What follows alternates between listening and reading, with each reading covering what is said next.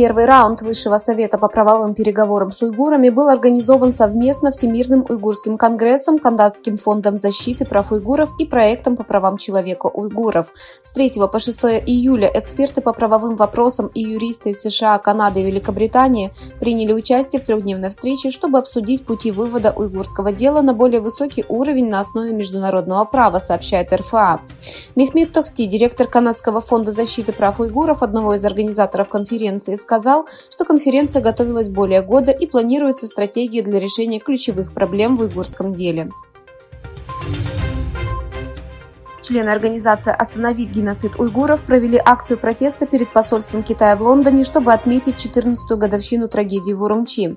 Базирующаяся в Великобритании организация была сформирована для защиты уйгуров и других мусульманских турецких групп в оккупированном Китаем Восточном Туркестане. Члены группы осудили Китай за продолжающиеся преследования и пытки уйгурских мусульман. Также уйгурская община в Австрии протестовала перед посольством Китая в Вене, требуя прекратить преследование уйгуров и других мусульманских турецких общин в Восточном Туркестане.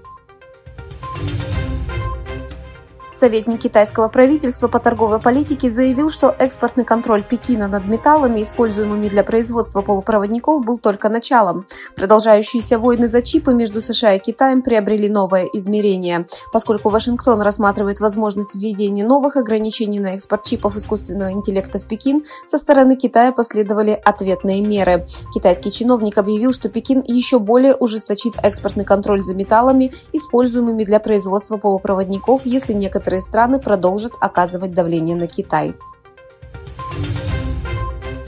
Министр иностранных дел Пакистана Билавал Бхутто Зардари заявил, что Китай не устраивал долговую ловушку, развеяв опасения, что долг не может быть выплачен немедленно.